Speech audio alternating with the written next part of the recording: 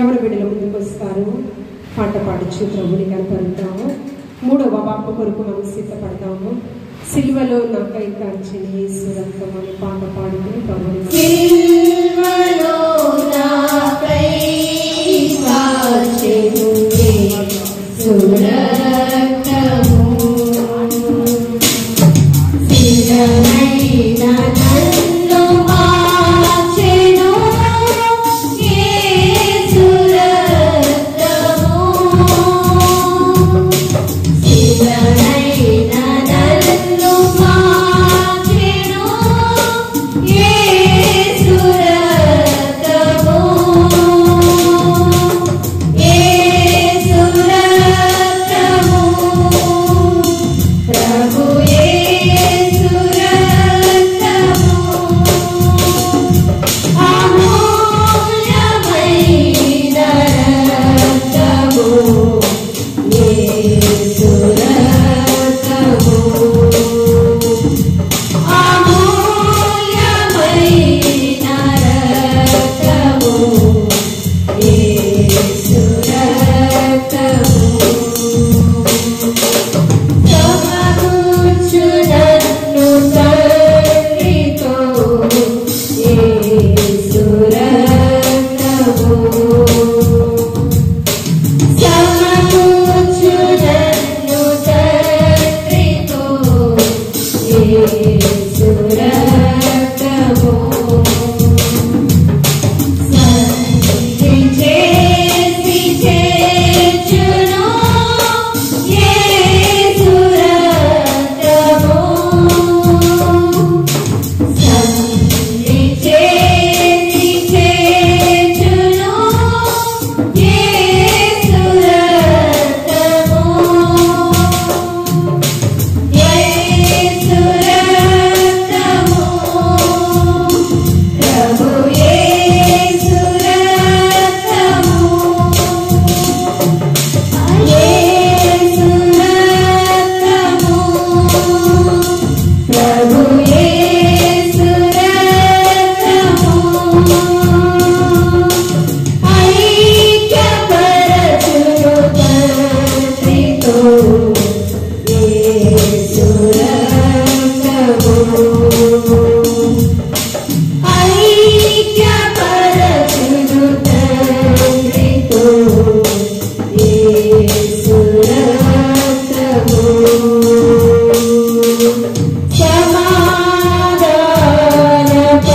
సమాధానపరచును యేసు రక్తము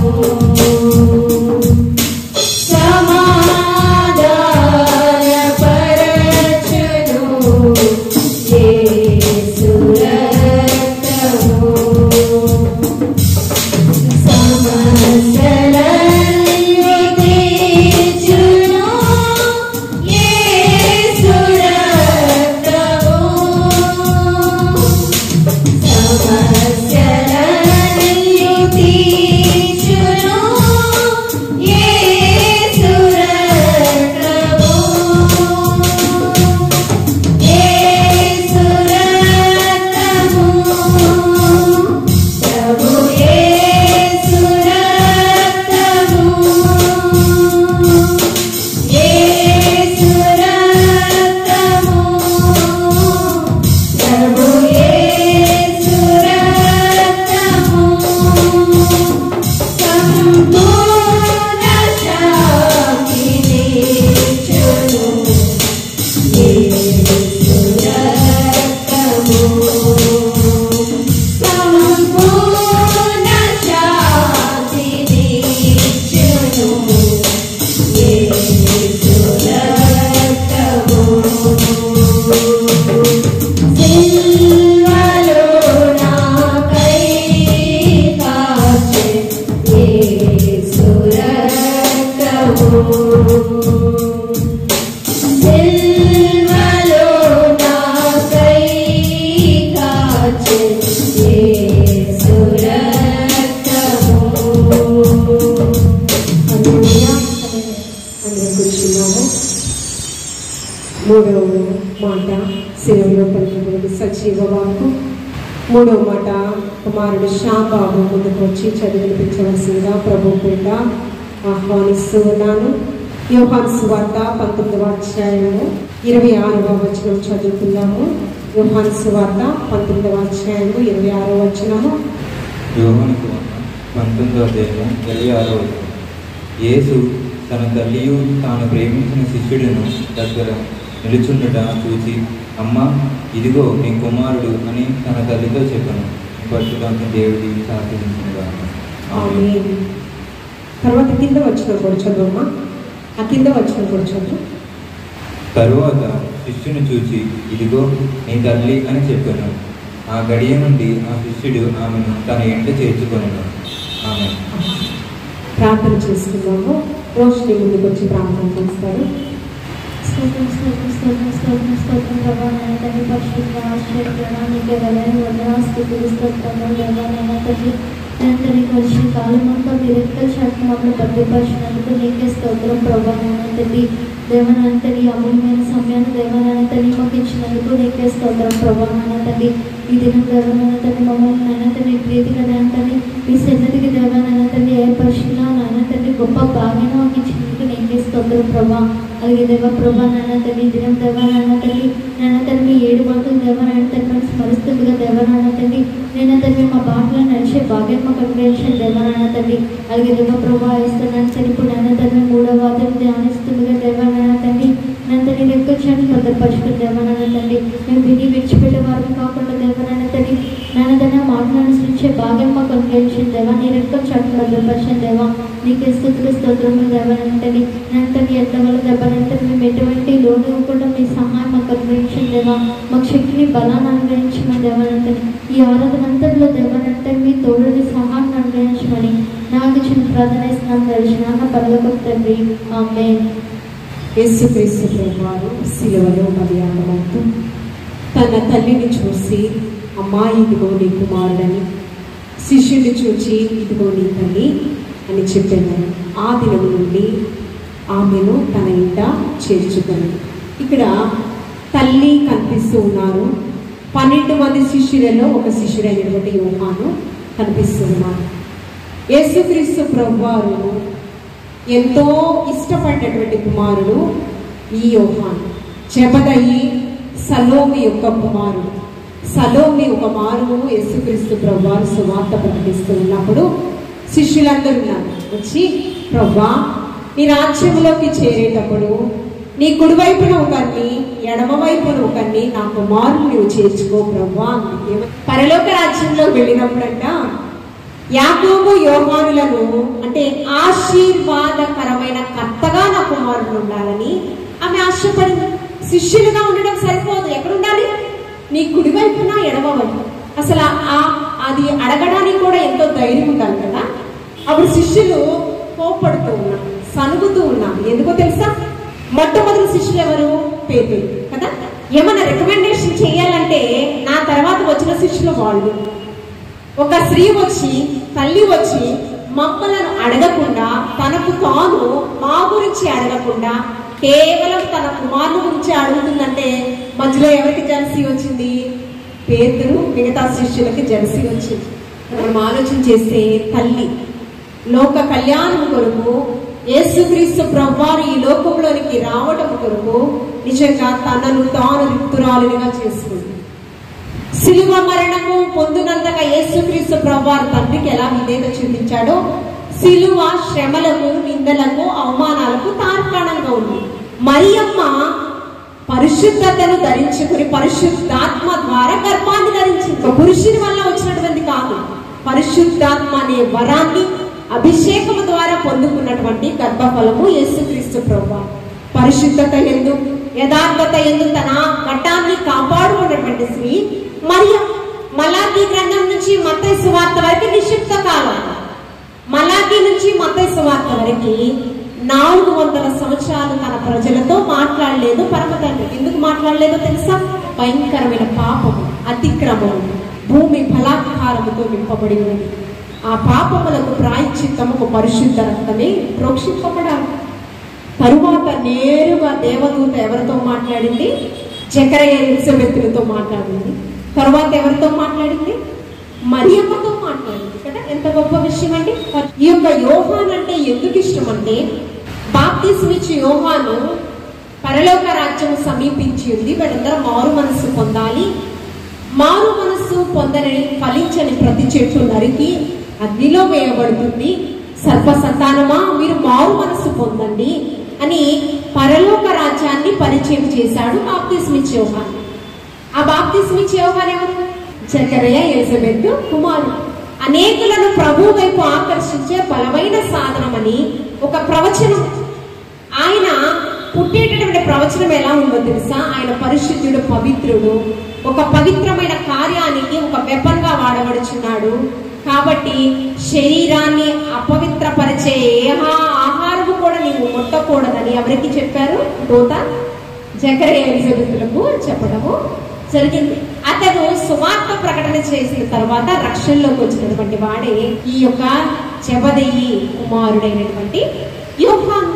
ఇతడు ఎప్పుడైతే సువార్త విన్నాడో, నేను మీకు నీటితో బాప్తిసం ఇస్తూ ఉన్నాను, నా వెనక వచ్చే యేసుక్రీస్తు ప్రభువారు పరిశుద్ధాత్మ అగ్నితో మీరు బాప్తిసం పొందుకుంటారు. ఆ మాటలకు తన హృదయంలో ఆ వాక్కులు స్థిరపరచబడి యేసయ్యను వెంబడిస్తూ ఉన్నాడు. ఎప్పటివరకు వెంబడించారో తెలుసా? ఎప్పటి వరకు వెంబడించారో తెలుసా? సిలువ క్రొయ్యలో వేలాడే వరకు వెంబడించారు. నిజమైన క్రైస్తవులు ఎప్పటి వరకు వెంబడించాలి అంటే మరణ పర్యాంతం వరకు వెంబడించాలి.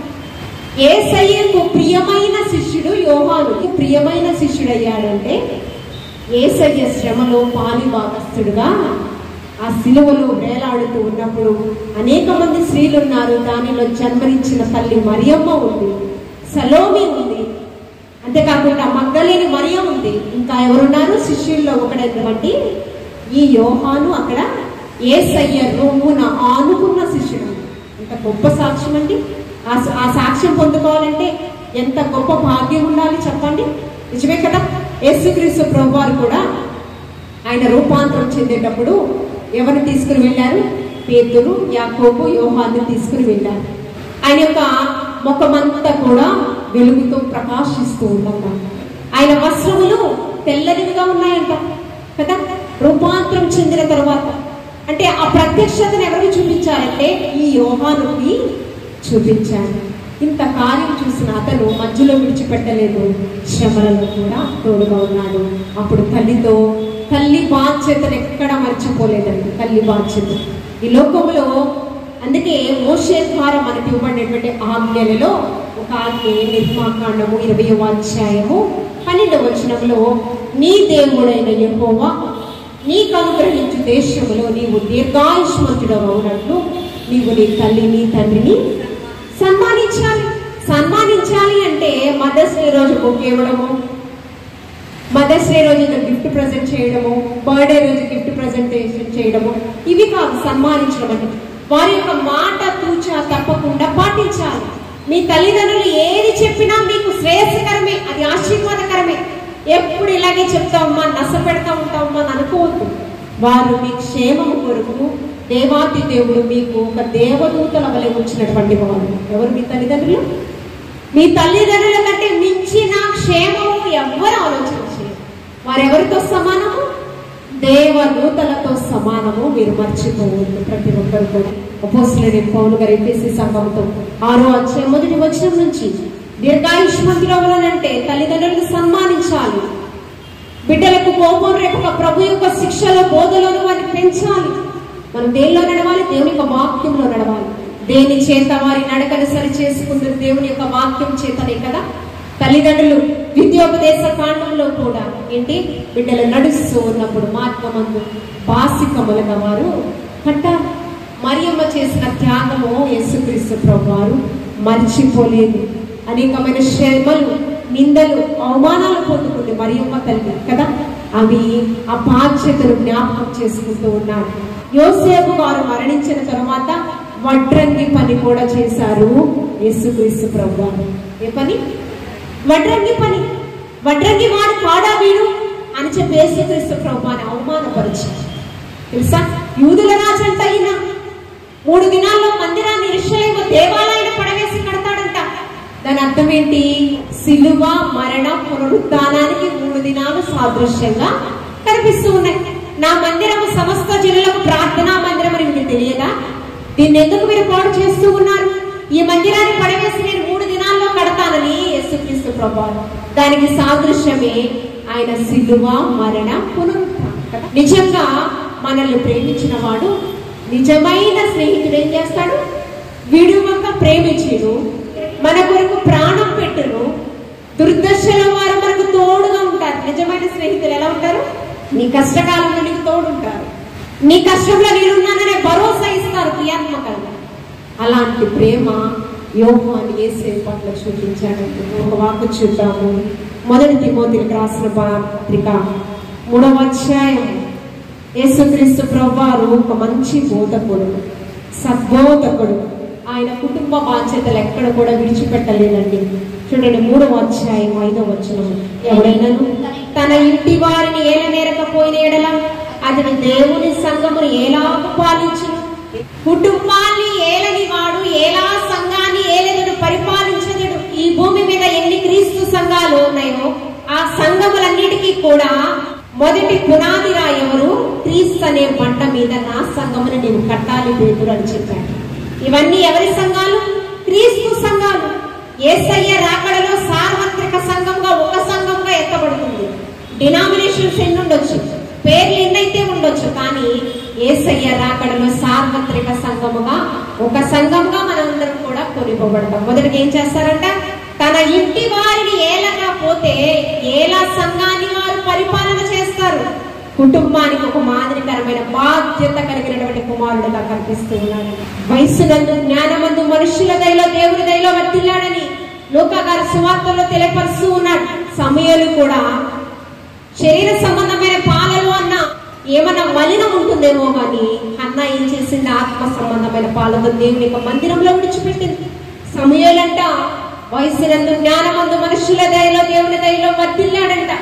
అంతేకాకుండా అప్పటికి పరిశుద్ధాత్మ వరాన్ని, దేవుని స్వరాన్ని ప్రవక్తలు, యాజకులే వినడం మానేశారు. దేవుడు ప్రజలతో మాట్లాడడం మానేశాడు.